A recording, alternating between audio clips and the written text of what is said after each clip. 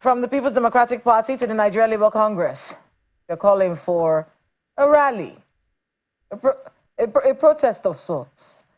Well, and it's one that we actually saw coming. I think when we heard the telecoms operator say they needed an increase, you know, to be able to meet up with the present realities, we've seen that increase in every sector. It was just a matter of time before we saw it coming from telecoms. Well, this 50% hike, the Nigeria Labour Congress says it's not acceptable. It's not one that Nigerians can bear. Not another burden on the Nigerian people. And what can they do to stop it? Can they do anything to stop it? Are these just economic realities that we have to live with? Well, joining us to explain their stance on the tariff hike in telecoms, we have the spokesperson of the Nigeria Labour Congress joining us right here live in the studio, Mr. Benson Upa. Thank you so much for being with us on the program. It's my pleasure. So let's talk about it. Yes. There's an increase everywhere with the devaluation of the naira, with the removal of fuel subsidy, with all of these things put together. We saw a hike in every sector. Wasn't it just natural that we'll see that hike in telecoms as well? First and foremost, let me say, we are not opposed to a hike per se, but a hike must be justifiable, must be reasonable, and must be affordable.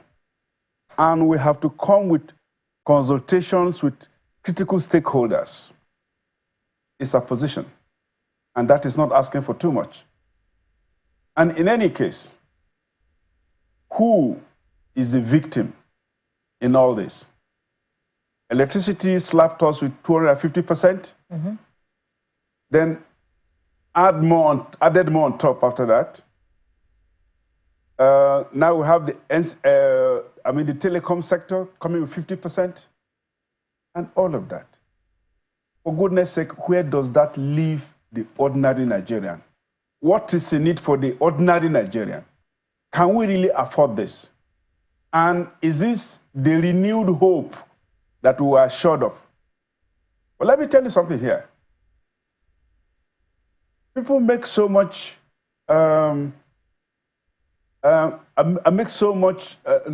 noise about the magic of taxes or taxation.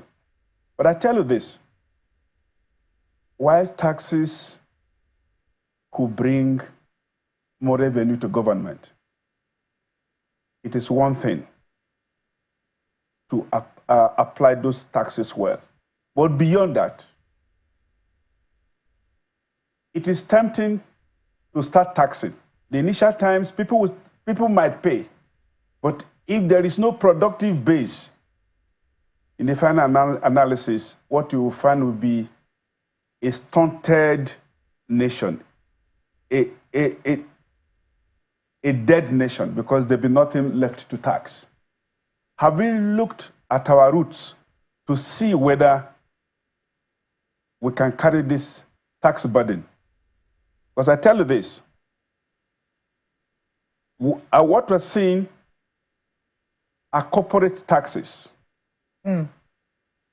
I mean, more tax, more. I'm listening. Sorry to cut you there. I want to be able to focus really on this particular rally and what it is that NLC is calling for, and the practicality of what you're asking for. When we take a look at the situation in our country, we have been hearing that the price of everything will go up. It was a natural occurrence, considering the policies of the Tinubu administration. Now, when the NLC comes and says, oh, we will not take it, what can you do about it? After the rally, when fuel subsidy was removed, when the naira was floated, when everything became so expensive, the NLC also kicked against it. But afterwards, what happened? It still stayed. So what really is going to be the outcome of this sort of protest? What do you hope to achieve? You think the government is going to say, okay, we'll remove the 50% increase in telecoms? Is that going to happen? Now, do not make me believe that you are one of the ungracious and ungrateful Nigerians.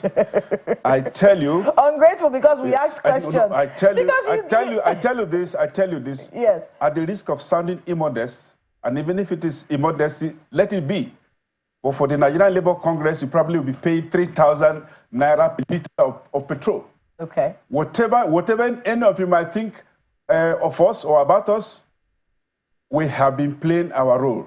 And we have played a critical role in this country. We have, in fact, we have acted, in quote, as a positively stumbling block for governments. What kind of stumbling block are you going to mount? Positive.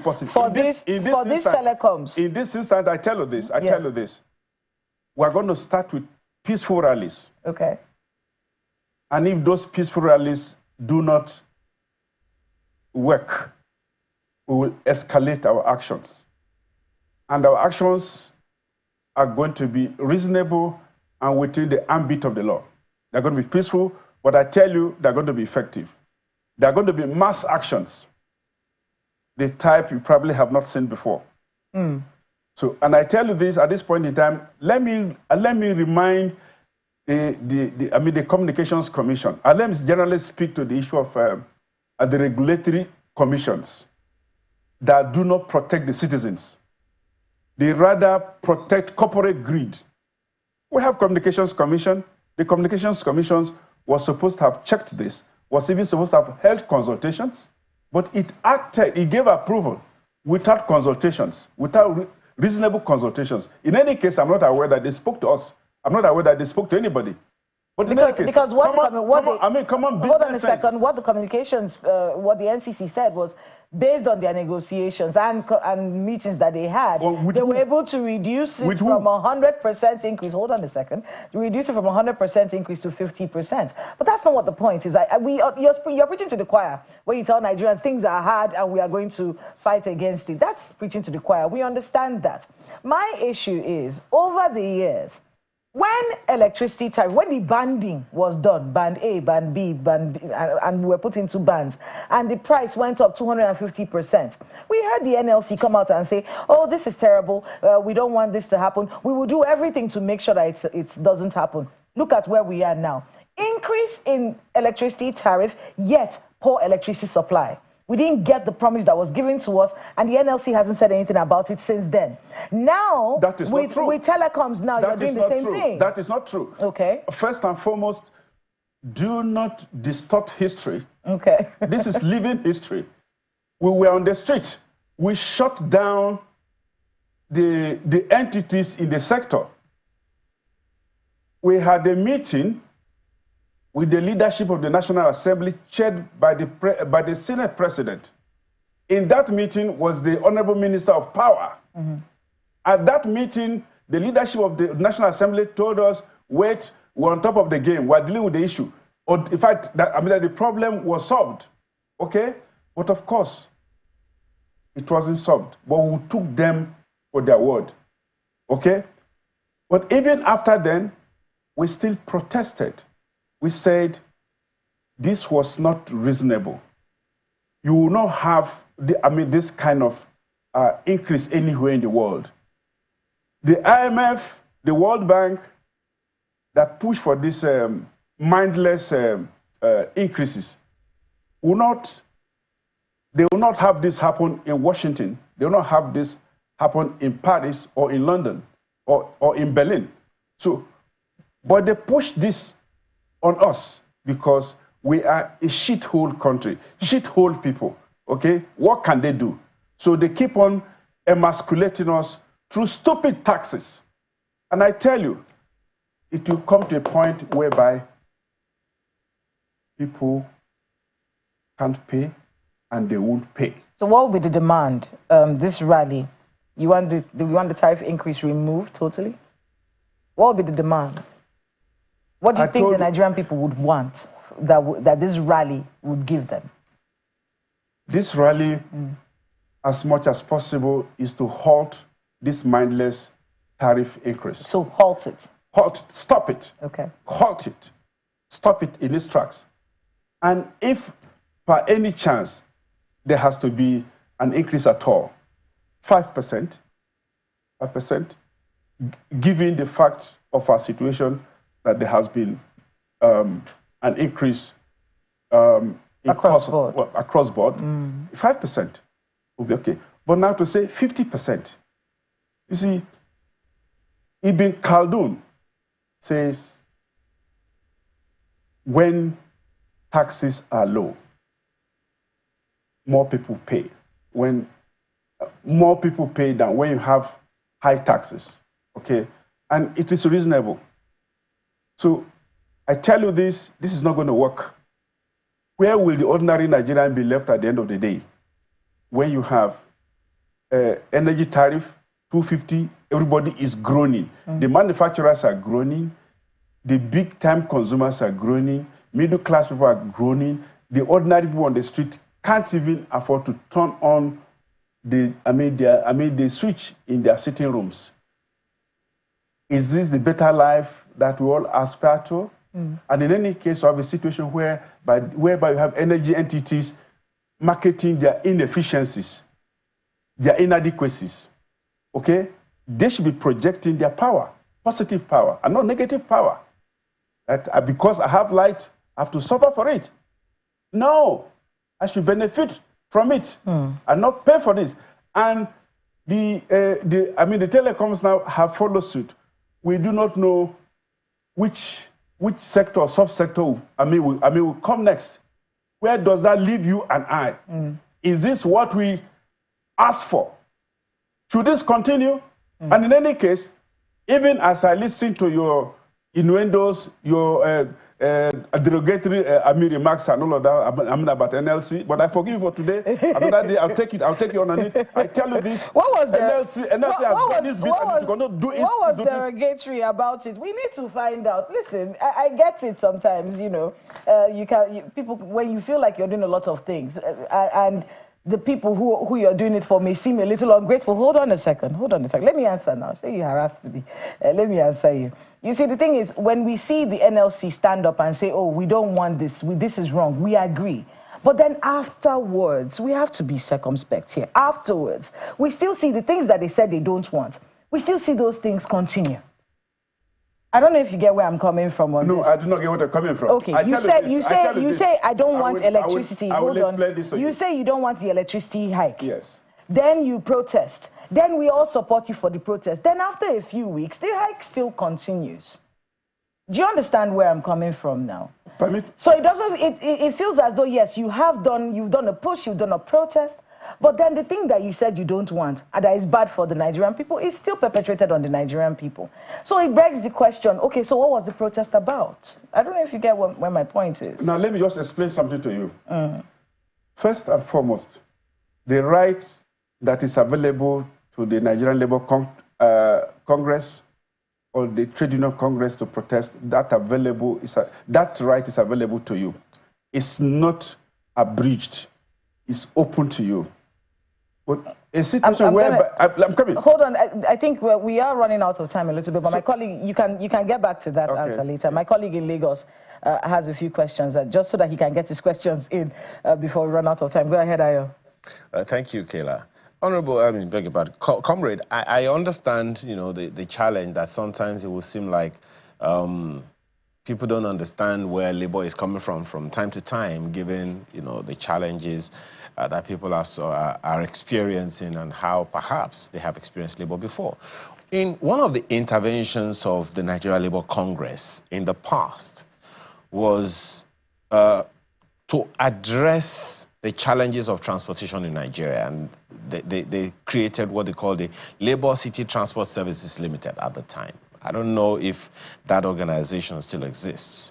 Now, to address the challenges of telecom services in Nigeria, do you think it is something that Labour might also consider? To answer your first question, the Labour City Transport Services is alive and kicking, and I'm sure you are speaking with me from Lagos. If you get on the streets of Lagos, you certainly see our buses, U-Tongue buses and other brands. Every day we carry hundreds of thousands of Lagosians to and from their places of businesses. On the issue of the telecoms, I cannot say at this point in time whether Labour will be interested in getting into the business of telecoms. That decision, when muted at the appropriate time and place, will take a decision. The appropriate organs will take a decision whether it is a place, it is a venture that we might be interested in. But beyond the issue of our personal interest is the fact that the Nigerian people are deserving of good treatment. Well, I get that, of protection. Comrade, of protection. I do understand the issue you're making. Totally, I do understand. But the reason I asked the question is because sometimes it will seem like from the OPS side, the organized private sector side, it will seem like sometimes the understanding is not really registered. The president of NATCOMS, the Association of Telecom Subscribers in Nigeria, was on one of our programs, and he was saying, look, they're not totally against a hike, but it's the quantum of the hike, the percentage that they have spoken about. And the same thing that he's also spoken about, however, that you are also speaking about. However, the challenge for him is, as it is for you, that look, we can't go in the way of protests all the time simply because we're dealing with businessmen and businesswomen. We're dealing with businesses. And we invited foreign direct investment into the country. They're here now. They have to make their profits and all of that. That's the reason I asked. By the way, I live in Lagos. I don't remember. Anyone can please, challenge me on X. The insignia is right there on the screen. Whether you have seen labor service buses, in any part of Lagos, I haven't seen. Maybe they are, but I'm not seeing them. So it's the issue that I'm talking about. That look, maybe the protest is not the way. That's what the telecom subscribers president is saying. Why protest if we can have conversations? Have you had any dealing with the NCC or with the telecom organizations just to understand what's going on? Thank you very much for your questions. First and foremost, let us not treat FDI, that is foreign direct investment, as if that supersedes our lives. No, it is not. Foreign direct investment is here, is intended to make our environment better, not to make it worse. If it is intended to make it worse, let it stay where it is. And let me speak to the issue of protests. Where this foreign direct investment is coming from. You have protests virtually every day on issues. In fact, you have look, virtually in all the sectors, right to LGBT, right to child rights, right to this and that. You understand? So that capital is used to protest culture. So what we are doing here occasionally is nothing new and does not constitute a threat to their investment. It is intended to make their investment more profitable because the more people pay, the better for you. Now, when you have a business that is patronized by a select few, that business is endangered, okay? And when you also have a business that only a few can afford for a while, it's not good business. So our protest does not constitute a security threat. If anything, it is the policies, it is the mindless policies that undermine the sanctity of life. I mean, that undermine the well-being of the average Nigerian that constitute that threat. So let us treat this problem from its roots. Let's get to it. Because we are merely reacting, we are responding to these issues. In that reaction, because I was waiting for you to give me that answer. In that reaction, and don't feel like people don't like the NLC. We're just trying to see if we can move forward in directions that actually give the Nigerian people what they want. What I was trying to find out from you is if protests are the only way to get this done. Are there other negotiations? Are there other ways that this can be done? So let me tell you something. What you people see are the protests. Yes. For us at NLC, protests are the last bus stop. Before we get to the stage of protest, we must have engaged in a conversation. Okay? Peaceful conversation, sometimes verbally, sometimes in written form, sometimes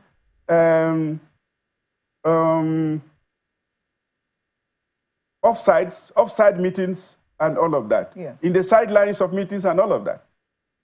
So when these fail to achieve our desired objective, then we escalate it to a conversation with megaphones. So has the conversation without megaphones with the NCC, have they held? Conversations have been going on. Okay.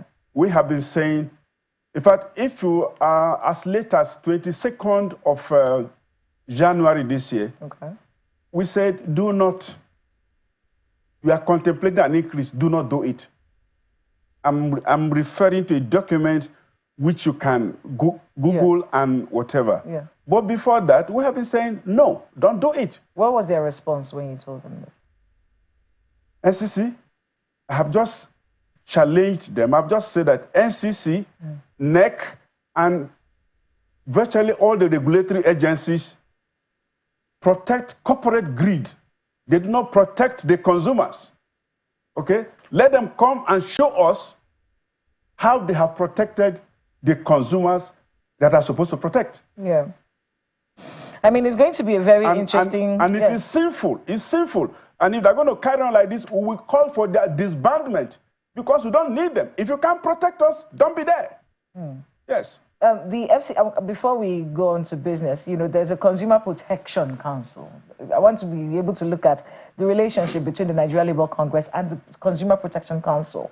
Is there any kind of symbiotic relationship between both of you to protect the Nigerian people before these policies are made that impact us negatively? Ideally speaking, there should be synergy between NCC, NEC, and the Consumer Protection Council. Yes. But I'm not sure such synergy does exist. Everybody does what they like. As for us, we can only use the weapon, legitimate weapon that is at our disposal. And that is what we are now going to activate. And I tell you, we're entering a new era in protest culture. A new era in protest culture? I tell you. So, and we intend to get people like you. All you need to do, Kayla, is just simply, we just ask you to do something. Maybe 1 hour or 2 hours. Yes. But let me tell you, it's going to be a mass-based action. Okay. And let us also get this clear. For those of you who think Nigerian Labour Congress responses have not been good enough, I tell you something. The first duty resides with you, the duty of self-defense. Yes. Because what the system is doing to you is it is eating you up. It will eat you up, swallow you, and shut you out. I'm sorry for using a 4-letter Well, you've been using it all day. But I get your point. I get your point. So this rally, when? What's the date? What's the date for the rally? Tuesday, 4th February. 4th of February. Yes. We'll be watching. I want to thank you very much. Thank you very much. For being with us on the program. Mr. Ben Ukpa, spokesperson for the Nigerian Labour Congress. Thank you. It's my pleasure.